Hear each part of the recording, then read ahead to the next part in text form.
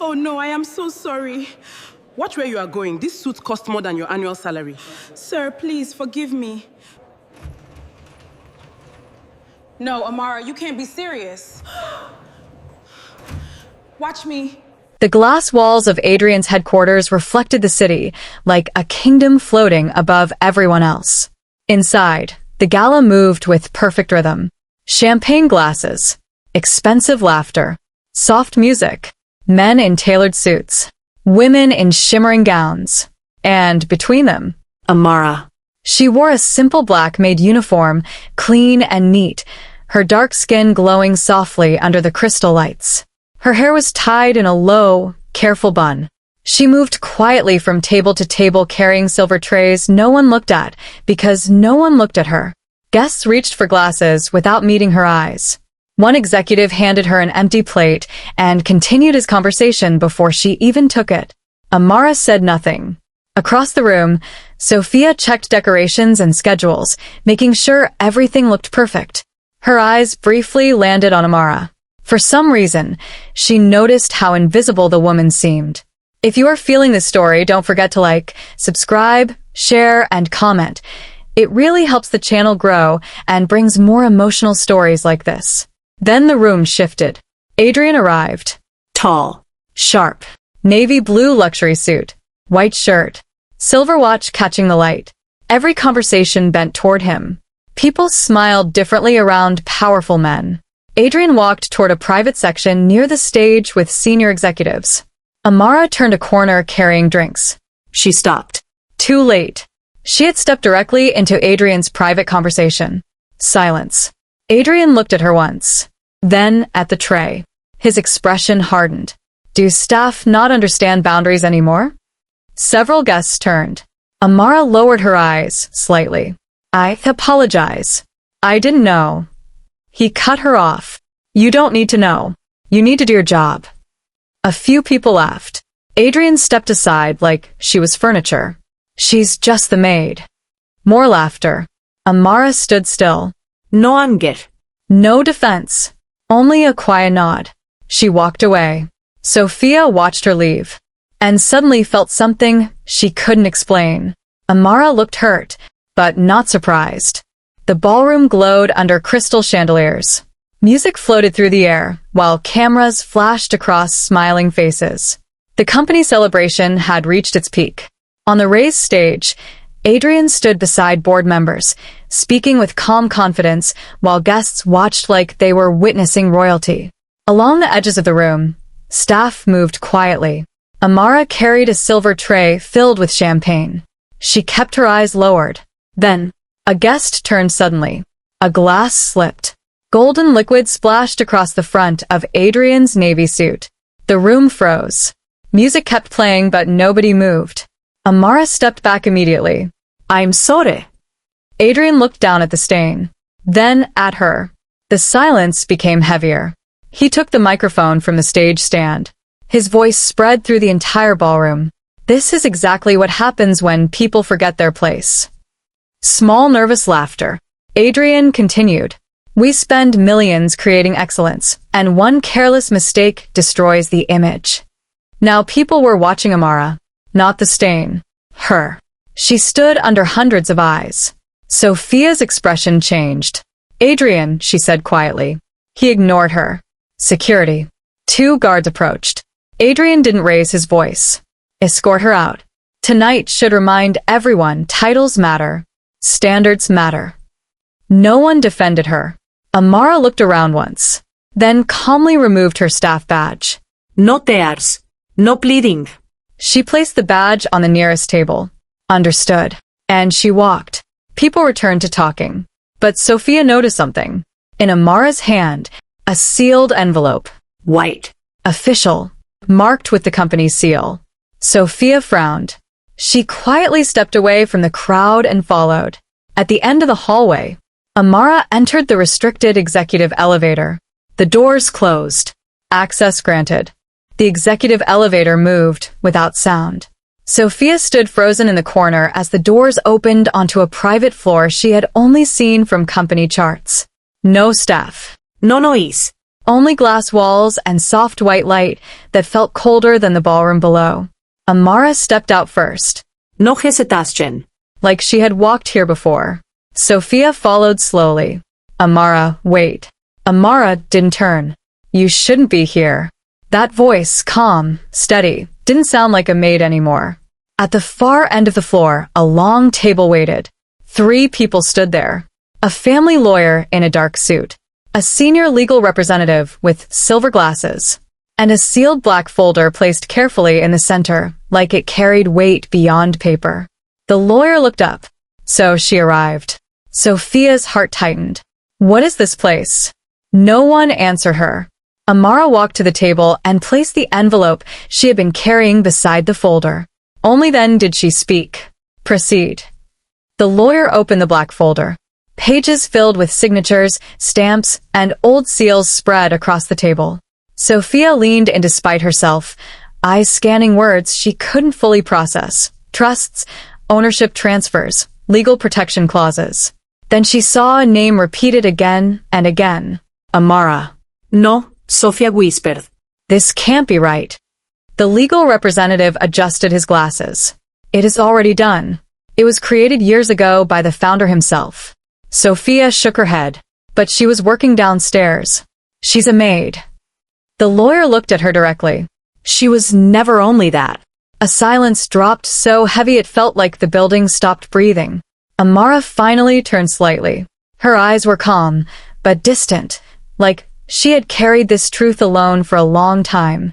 The ownership was never active, the lawyer continued. Until now. He closed the folder. 72 hours, he said. After that, control of the entire company transfers permanently to the sole beneficiary. Sophia's breath stopped. Who is it? She asked. The lawyer looked at Amara, and the room went silent. The executive board offices felt different that morning. Not loud, not busy, just tense. Adrian stood at the head of the long glass table, watching screens flicker with reports he barely glanced at. He wore the same calm expression he always trusted, sharp, untouchable, certain. Everything is under control, he said flatly. No one answered immediately. Sophia stood near the wall, silent. Her mind was still stuck on what she had seen upstairs, but she couldn't speak it here. A board member cleared his throat. Sir, approvals are not going through. Adrian didn't look up. Delay them. They are not delays, another voice added. They are refusals from the system itself. The room tightened. A laptop screen blinked red. Then another. Daniel stepped forward, holding a tablet. His face was serious in a way Adrian rarely saw. This is bigger than a system issue. Adrian finally turned. Speak clearly. Daniel hesitated. Legal control is shifting. Signatory power is being re-verified at a higher level. Adrian gave a short, cold laugh. Higher than me? No one laughed back. Sophia looked down, uneasy. Daniel lowered his voice. Some accounts are frozen. Board voting rights are being held pending verification. Adrian's eyes sharpened. Irritation replaced calm. Someone is playing games. Find who is behind it. He leaned forward. And bring me the girl from downstairs. Amara. A silence fell. Then Adrian added, harder. She's the source of this disruption. I want every record, every file, every mistake she ever made. Daniel hesitated again. Sir, we already checked basic employment logs. Adrian's jaw tightened. And Daniel's voice dropped. There are none. The room went still. He looked up slowly. Amara's employment record does not exist. The historic estate stood far from the city, wrapped in silence and old trees that bent like they were carrying secrets. Inside the private archive room, dustless shelves held years of locked history. Sophia stood near the doorway, uneasy, while the family lawyer placed a sealed box on a long wooden table. Amara walked in slowly. For the first time, she looked tired, not weak, just heavy, like the past had finally caught up to her. The lawyer opened the box. Old photographs. Letters. Handwritten notes in careful ink. This belonged to the founder, he said quietly. He left instructions for this to be revealed only when the system he built lost its meaning.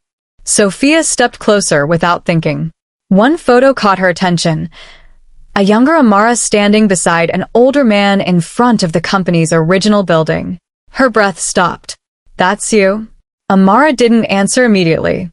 Her eyes stayed on the photograph. He helped my father when no one else did, she said softly. When everything fell apart, he didn't look away. The lawyer placed a letter on the table. The founder saw what the company was becoming, he continued. Greed. Control. Pride.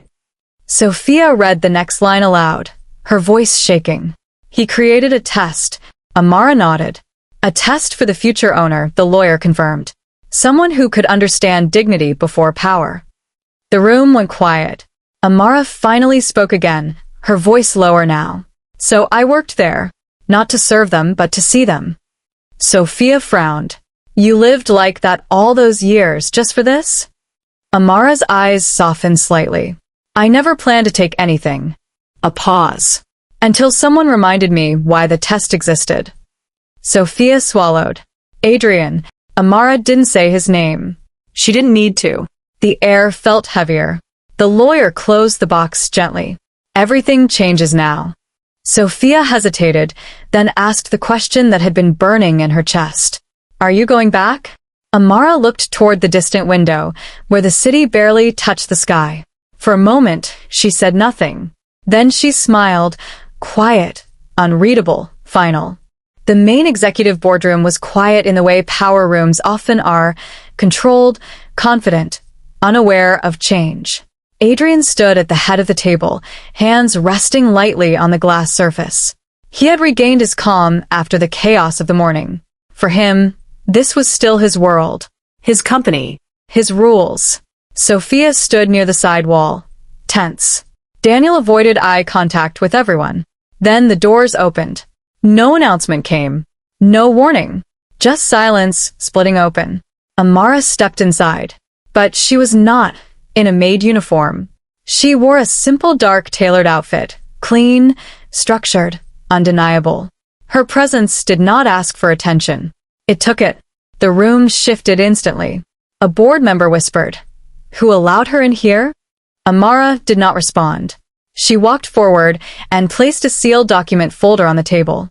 The lawyer from earlier followed behind her and spoke clearly. This meeting is now under official transition protocol. Adrian frowned. Transition, what are you talking about? The lawyer opened the folder. Screens around the room lit up with verification seals. Legal confirmations. Ownership transfers. The room went stiller than still. This is not a discussion, the lawyer said. It is an execution of authority transfer. Adrian laughed once. Authority transfer? From whom? Amara finally spoke. Her voice was calm. From me. The word did not land immediately. Then it did. A chair scraped. Someone stood without realizing why. Another followed. Not fear. Recognition. The lawyer continued. As of this verification, she holds majority control. Adrian's expression cracked for the first time. Not anger, but disbelief. That's impossible, he said quietly. Daniel's hand tightened on his tablet. Sophia looked down, and then Adrian turned slowly toward him. Daniel. A pause. Something inside Adrian shifted. You knew, he said. It was not a question anymore. It was a collapse. The internal investigation chamber felt colder than the boardroom. No luxury here. No reflections of power. Just steel tables, blinking monitors, and documents spread like wounds that refused to close. Adrian stood in the center, breathing harder than he wanted anyone to notice. Amara was across the room. Still. Calm. Watching. Daniel stood near the screen wall. Sophia kept her distance, arms tight around herself, as if holding her thoughts in place. A forensic analyst clicked a remote. The screen lit up. Reports appeared. Emails. Internal memos. Adrian stepped forward. What is this? No one answered immediately. Then a line of text appeared, signed approvals, manipulated risk assessments, staged performance reports. Daniel's signature was on several. Adrian's eyes narrowed. Explain this. Daniel didn't move. Sophia whispered, this wasn't supposed to go this far. Adrian turned sharply. What did you say? The analyst continued. These documents show intentional suppression of operational truth and coordinated influence on executive perception. More files opened. Public incident reports, including Amara's humiliation, edited, amplified, strategically escalated. Adrian's face tightened. No. Daniel finally spoke. They needed you like that. Silence hit like impact. Adrian stepped back slowly. What are you talking about? Daniel's voice cracked slightly. Power needs an image. And you gave them one. The room felt too small. Adrian looked at the screens again. Every mistake he thought was coincidence now shaped like design. His breath slowed. Not anger anymore. Something worse. Understanding. His eyes drifted toward Amara for the first time, without judgment. For the first time, without distance. You are never just the problem, he whispered. Amara didn't answer. Sophia's voice broke the silence. He didn't see it, none of us did. Adrian swallowed hard. I was used, he said quietly. Daniel looked down. And then the analyst changed the screen again. A final file appeared. Next phase recommendation. It read. Adrian froze. Complete executive removal protocol. The board was already voting. The company atrium was empty now. No guests. No board members. No cameras. Just glass walls holding the night city like a distant memory. Adrian stood alone in the center. No suit jacket. No confidence mask. Just a man who looked suddenly smaller under the wide space he once owned. Amara stood near the steps. Still calm. Still unreadable. Adrian took a slow breath.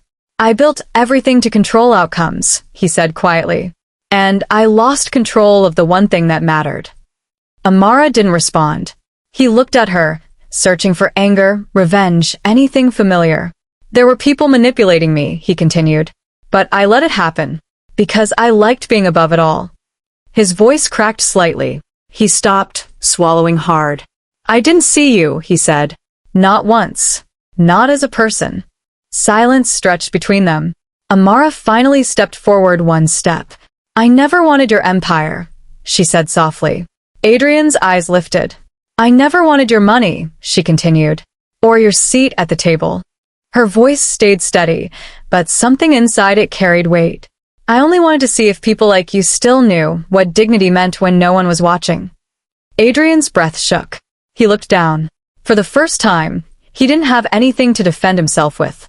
Amara's voice lowered. The humiliation wasn't the job, she said. It was being erased like I didn't exist while standing right in front of you. A long silence followed. Adrian's hands trembled slightly. I didn't know, he whispered. I swear I didn't know. But the words sounded smaller than the truth around him. His knees bent slightly, as if the weight of everything finally pressed down. Not a CEO anymore. Just a man realizing too late what he destroyed. Amara watched him for a long moment, then turned toward the exit. And before she reached the door, Adrian spoke again, voice breaking completely. Then what happens to me now? The main hall was full.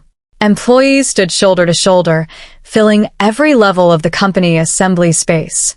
The same place where celebrations once happened now felt heavier, like everyone was waiting for something that could not be undone. Amara stood at the center podium. No raised voice. No anger. Only presence. Adrian stood off to the side. No longer at the front. No longer above anyone. His hands stayed still, as if even small movement might remind people who he used to be. Sophia watched quietly from the first row. The board members sat together, uneasy. Amara spoke. Power here will no longer belong to position, she said. It will belong to responsibility. A quiet ripple moved through the crowd. She turned slightly. The following executives are removed from authority effective immediately. Names were displayed on the screen. Several senior figures shifted in their seats. One stood halfway, then stopped when no one followed. No shouting. No resistance. Only acceptance. Then Amara turned toward Adrian. The room went still. Adrian's throat tightened. He didn't speak. He waited. Amara looked at him for a long moment. You are not removed, she said. A murmur spread instantly. Sophia looked up sharply. But you are no longer CEO. Silence dropped like weight. Amara continued, steady. You will start at the ground level. No title. No privilege. You will rebuild what you ignored. And you will do it under supervision. Adrian closed his eyes for a moment. Not relief. Not anger. Understanding. For the first time, no one in the room reacted to him. Only to the truth. Amara lowered the final document. From this moment, she said, power here will be earned, not inherited. A long silence followed. Then slowly employees began to clap. Not loud, not celebratory, respectful, like something old had finally ended, and something new had quietly begun. Months later, inside the same building, employees passed through the halls speaking in low voices. Because something impossible had changed again. The company campus looked different in daylight. Not because the glass or steel had changed, but because the air inside it felt lighter. Employees moved without fear now. They spoke more freely. They worked without lowering their eyes. Amara walked through the central corridor. No spotlight followed her. No silence fell when she appeared. People simply greeted her. Good morning, Ms. Amara.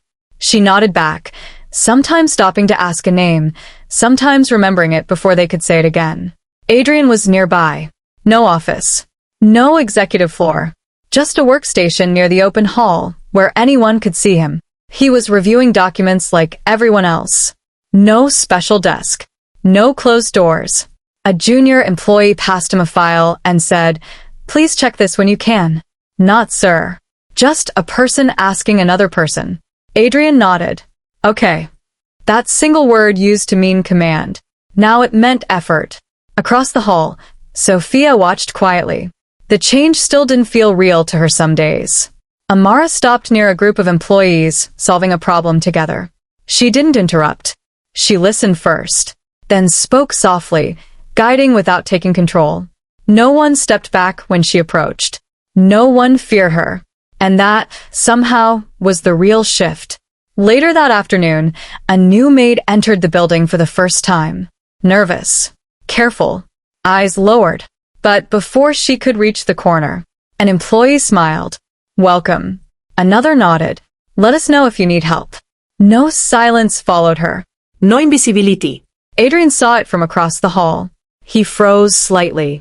Not because of her, but because of how everyone treated her. The same way no one had treated Amara in the beginning. Understanding hit him quietly. Not like punishment. Like memory finally making sense. He lowered his eyes for a moment. And when he looked up again, Amara was walking toward him. Not above him. Not below him.